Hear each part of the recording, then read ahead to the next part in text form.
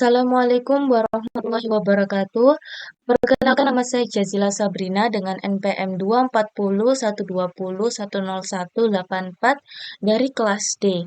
Pada video ini, saya akan mempraktikkan cara melakukan analisis korelasi dan regresi menggunakan data volume impor makanan minuman utama dan jumlah barang konsumsi di Indonesia dari tahun 1989 hingga 2023. Nah, tujuannya adalah untuk mengetahui kekuatan dan arah hubungan antara dua variabel, serta besarnya pengaruh jumlah barang konsumsi sebagai variabel independen terhadap volume impor makanan minuman utama sebagai variabel dependen.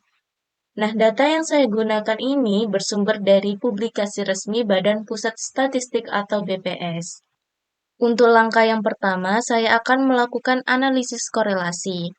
Untuk menggunakan tool korelasi, klik tab data, kemudian pilih data analyze. Nah, jika menu ini belum tersedia, kita bisa mengaktifkannya melalui menu file, kemudian pilih option, pilih add-ins, klik go, kemudian checklist analysis toolpath, kemudian klik OK. Setelah tool tersedia, pilih data analyze, kemudian pilih correlation, kita klik OK. Nah, masukkan input range-nya.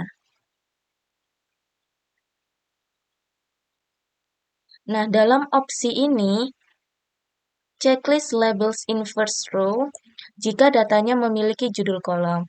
Lalu pilih lokasi output range-nya. Kita pilih opsi output range, kemudian kita pilih lokasi untuk meletakkan hasil analisisnya. Klik OK. Nah, dari hasil analisis ini didapatkan bahwa nilai koefisien korelasinya sebesar 0,7776646. Nah, nilai ini itu menunjukkan bahwa adanya hubungan yang kuat dan positif antara jumlah barang konsumsi dengan volume impor makanan minuman utama yang ada di Indonesia. Nah, untuk langkah yang kedua, saya akan melakukan analisis regresi. Masih di menu yang sama, kita pilih data, kemudian klik data analyze, kemudian pilih regression, kemudian klik OK. Nah, kita masukkan input Y range-nya, di mana makanan dan minuman utama sebagai variabel dependen, kemudian masukkan input X range-nya, di mana jumlah barang konsumsi sebagai variabel independen. Nah, kemudian dalam opsi ini, checklist labels jika datanya memiliki judul kolom. Kemudian output option, kita pilih output range-nya untuk meletakkan hasil analisisnya di sheet yang sama.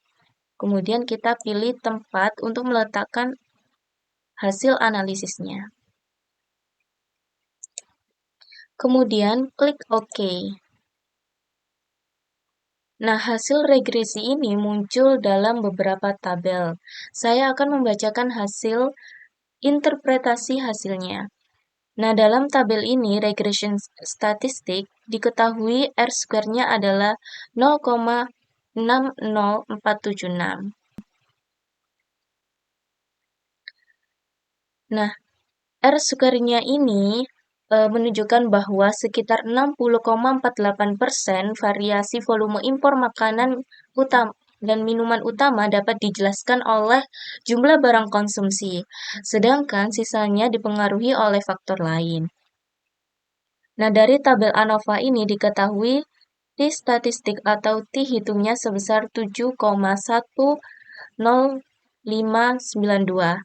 Nah, untuk mencari T kritis atau T tabelnya, kita bisa menggunakan rumus Excel, yaitu klik sama dengan T. Nah, kita pilih ini. Kenapa T? Karena kita akan menguji dua sisi. Nah, untuk probability-nya, saya menggunakan 5% atau 0,05. Dan untuk degrees freedom-nya itu saya pakai 33. Nah, kenapa 33? Karena untuk mengestimasi dua parameter intercept dan slope dalam model regresi itu degrees freedom-nya n dikurangi 2. Karena datanya ada 35, maka 35 dikurangi 2. Hasilnya 33. Nah, kemudian kita klik enter untuk melihat hasilnya. Nah, ini sudah diketahui bahwa T tabel atau T kritisnya adalah sebesar 2,034. Nah, hasilnya ini kita bisa melihatnya di T tabel. Nah, dalam T tabel ini,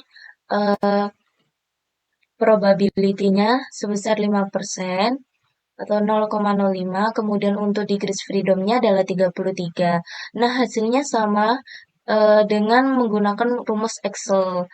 Hasilnya yaitu 2,0345.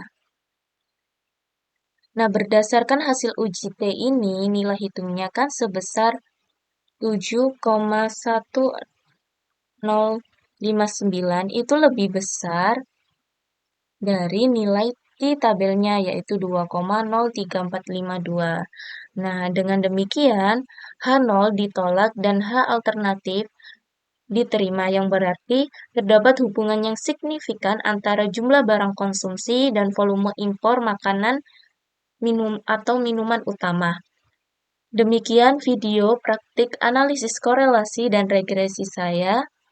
Terima kasih. Wassalamualaikum warahmatullahi wabarakatuh.